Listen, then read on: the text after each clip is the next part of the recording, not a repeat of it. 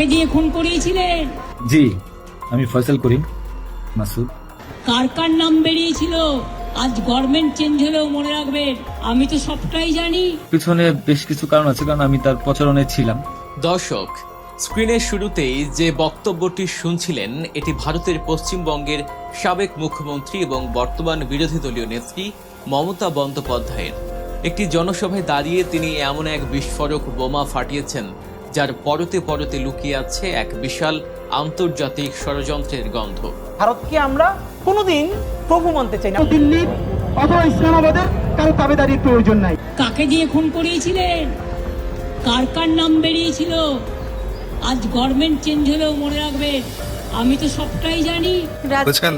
দর্শক, আমরা কথা বলছি শহীদ ওসমান হাদি এবং তার বড় ভাই ওমর শরীফ হাদির বিষয়ে। ছোট ভাই ওসমান হাদি যখন দেশের জন্য নিজের জীবন উৎসর্গ করে চিরবিদায় নিলেন, তখন বড় ভাই ওমর হাদি সেই আবেগকে ব্যবহার করে সরকারের কাছ থেকে বাগিয়ে নিয়েছিলেন বিদেশের মাটিতে এক বিশাল পদ। কিন্তু এখানেই গল্পের শেষ নয় দর্শক। সম্প্রতি পশ্চিমবঙ্গের রাজনীতিতে ঘটে যাওয়া এক বিশাল বিস্ফোরণ এবং তার পরপরই ওমর হাদির অদ্ভুত আচরণ পুরো দেশের সামনে এক ভয়ঙ্কর সত্য উন্মোচন করেছে। আজ আমরা বিশ্লেষণ করব কিভাবে নিজের ভাইয়ের আত্মত্যাগকে বিক্রি করে একজন মানুষ বিজনেসম্যান হয়ে উঠতে পারেন। আসসালামু আলাইকুম প্রিয় দর্শক, গুরুত্বপূর্ণ ব্রেকিং নিউজ, আপডেট টপিক এবং তাজা খবর আপনাদের মাঝে শেয়ার করব, তাই না টেনে একটি লাইক করে আসুন শেষ পর্যন্ত ভিডিওটি দেখতে থাকি। আর এই একটি মাত্র বক্তব্যেই রীতিমতো এপার বাংলা থেকে ওপার বাংলা দুই বঙ্গেই দাও দাও করে আগুন লেগে গেছে। কেন জানেন? কারণ মমতা বন্দ্যোপাধ্যায় তার এই বক্তব্যের মাধ্যমে সরাসরি ভারতের প্রধানমন্ত্রী নরেন্দ্র মোদী এবং স্বরাষ্ট্রমন্ত্রী অমিত শাহকে টার্গেট করেছেন। তিনি সরাসরি মোদীকে উদ্দেশ্য করে প্রশ্ন ছুড়ে দিয়েছেন, কাকে দিয়ে খুন করিয়েছিলেন? আর এই খুনের শিকার হয়েছিলেন ইনকিলাব মঞ্চের মুখপাত্র শহীদ শরীফ ওসমান হাদি। মমতা বন্দ্যোপাধ্যায় কোনো সাধারণ রাজনৈতিক ব্যক্তি নন। তিনি পশ্চিমবঙ্গের দীর্ঘ সময়ের মুখ্যমন্ত্রী ছিলেন এবং রাজ্য প্রশাসনের নারী নক্ষত্র তার নখদর্পণে। তাই একজন সাবেক মুখ্যমন্ত্রীর মুখ থেকে যখন এমন কথা বের হয় তখন তার ওজন কিন্তু অনেক। তারপরে হোম মিনিস্টার নিজে আমাকে ফোন করে বলছেন, आप थोड़ा आपको बंगाल पुलिस को बोल दो, ये बात बाहर में नहीं कहने के लिए, ये देश के लिए है। তিনি যখন প্রকাশ্যে আঙুল তুলে নরেন্দ্র মোদী এবং অমিত শাহের দিকে খুনের ইঙ্গিত করেন, তখন আর বুঝতে বাকি থাকে না যে শহীদ শরীফ ওসমান হাদি হত্যাকাণ্ডের পেছনে কত বড় আন্তর্জাতিক গেম প্ল্যান কাজ করেছে। আজকের ভিডিওতে আমরা সেই লোমহর্ষক গেম প্ল্যান এবং বাংলাদেশের ভেতরের কিছু গাদ্দার বা সহযোগীদের নিয়ে আলোচনা করব, যাদের ব্যবহার করে ভারতের ইন্ধনে এই দেশপ্রেমিক নেতাকে দুনিয়া থেকে সরিয়ে দেওয়া হয়েছে। ভিডিওটি শেষ পর্যন্ত দেখতে থাকুন, কারণ মোদী সরকারের এমন কিছু নোংরা ষড়যন্ত্রের কথা আজ আপনারা জানতে পারবেন যা শুনলে আপনার রক্ত টকবক করে ফুটতে বাধ্য।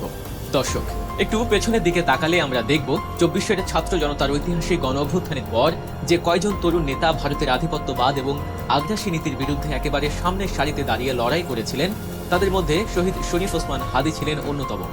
বাংলাদেশের রাজনীতিতে ভারতের নগ্ন হস্তক্ষেপ, সীমান্ত হত্যা থেকে শুরু করে প্রতিটি বিষয়ে তার কণ্ঠ ছিল বজ্রের মতো কঠিন। স্পষ্টতই তিনি নরেন্দ্র মোদী সরকারের রক্তচক্ষুশূলে পরিণত হয়েছিল। ভারতের নীতি নির্ধারকদের কাছে এটা পরিষ্কার হয়ে গিয়েছিল যে হাদিকে না থামালে বাংলাদেশে তাদের আধিপত্য বিস্তারের পথে অনেক বড় কাঁটা হয়ে থাকবেন তিনি। আর তাই ভারতীয় গোয়েন্দা সংস্থা এবং তাদের এদেশীয় দোসরদের যৌথ পরিকল্পনায় সাজানো হয় এই নির্মম হত্যাকাণ্ডের ব্লুপ্রিন্ট। ঘটনাটি ঘটেছিল গত বছরের 12ই ডিসেম্বর। প্রকাশ্য দিবালোকে রাজধানীর প্রাণকেন্দ্র পল্টনে গুলি করা হয় শরীফ ওসমান হাদিকে। দিন দুপুরে এমন দুঃসাহসিক হামলা প্রমাণ করে যে খুনিদের পেছনে কত বড় শক্তিশালী মহলের হাত ছিল। গুলিবিদ্ধ হওয়ার পর হাসপাতালে টানা কয়েকদিন মৃত্যুর সাথে পাঞ্জা লড়ে 18 ডিসেম্বর সিঙ্গাপুরের একটি হাসপাতালে চিরবিদায় নেন এই অকুতভয় তরুণ নেতা। অন্তর্বর্তীকালীন সরকারের আমলে এই হত্যাকাণ্ড ঘটলে তখন জানা যায় কিলিং মিশনে অংশ নেওয়া প্রধান খুনি ফয়সাল এবং তার সহযোগীরা অত্যন্ত সুকৌশলে সীমান্ত পেরিয়ে পালিয়ে গেছে ভারতে। বাংলাদেশ থেকে পালিয়ে তারা প্রথমে আশ্রয় নিয়েছিল ভারতের মেঘালয় রাজ্যে। এটা স্পষ্ট যে মেঘালয়ে তাদের জন্য আগে থেকেই সেফ হাউস তৈরি করে রাখা হয়েছিল। এরপর সেখান থেকে তারা প্রবেশ করে পশ্চিমবঙ্গে, কিন্তু তাদের শেষ রক্ষা হয়নি। পশ্চিমবঙ্গের তৎকালীন মুখ্যমন্ত্রী মমতা বন্দ্যোপাধ্যায়ের অধীনস্থ রাজ্য পুলিশের স্পেশাল টাস্ক ফোর্স বা এসটিএফ তাদের গ্রেফতার করতে সক্ষম হয়। এই গ্রেফতারের খবর প্রকাশ্যে আসতেই দুই দেশের রাজনীতিতে শুরু হয় তুমুল উত্তেজনা। কিন্তু আসল রহস্যের জন্ম তো ঠিক এখানেই। রাজ্য পুলিশের এসটিএফ যখন ওই খুনিদের ধরে ফেলে তখন আসামিদের রিমান্ডে নিয়ে কঠোর জিজ্ঞাসাবাদ করা হয়। আর সেই জিজ্ঞাসাবাদেই বেরিয়ে আসে এমন সব রাঘব বোয়ালদের নাম যা শুনে খুদ কলকাতা পুলিশেরও চোখ কপালে উঠে যায়। আর ঠিক তখনই ঘটে সবচেয়ে চমকপ্রদ ঘটনাটি।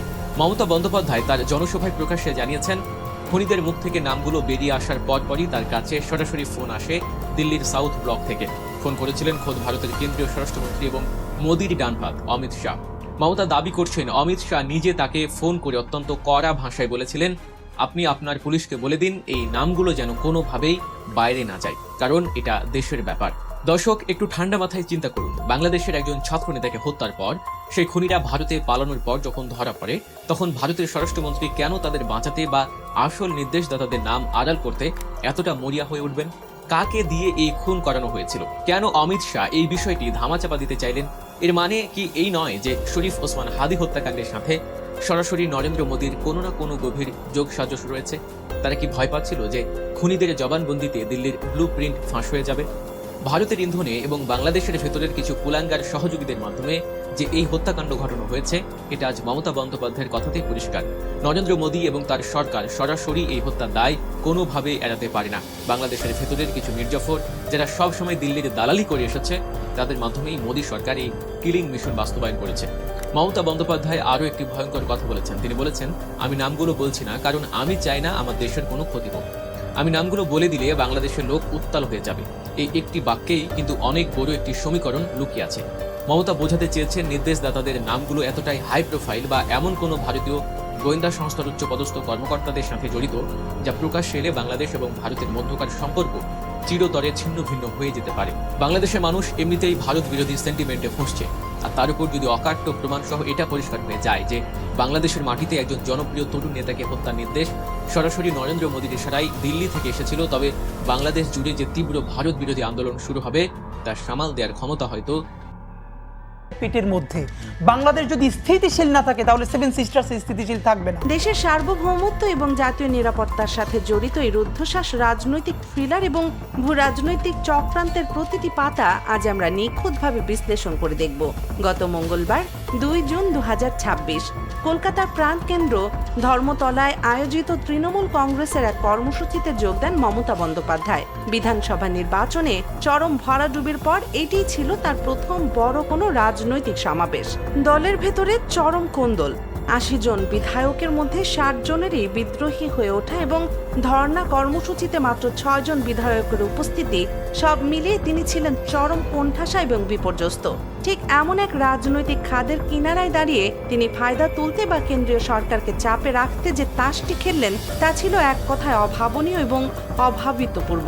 মমতা বন্দ্যোপাধ্যায় সরাসরি নাম উল্লেখ না করলেও অত্যন্ত স্পষ্টভাবে বাংলাদেশের একটি সাড়া জাগানো হত্যাকাণ্ডের দিকে ইঙ্গিত করে বলেন, বাংলাদেশ থেকে একটা বড় খুনিকে রাজ্য পুলিশের স্পেশাল টাস্ক ফোর্স বা STF গ্রেফতার করেছিল, যে ঘটনা নিয়ে বাংলাদেশে অনেক বড় আন্দোলন হয়েছিল। আমি অন্য দেশের কথা বলছি না, আমার সেই অধিকারও নেই, কিন্তু আমি যেটা বলতে চাইছি তা হলো ওই হত্যাকারীরা মেঘালয় সীমান্ত দিয়ে অত্যন্ত সুকৌশলে পশ্চিমবঙ্গে চলে আসে। বাংলায় আসার পর আমাদের STF তাদের ঠিকই ধরে ফেলে এবং এটা আমাদের রাজ্য পুলিশের অনেক বড় কৃতিত্ব।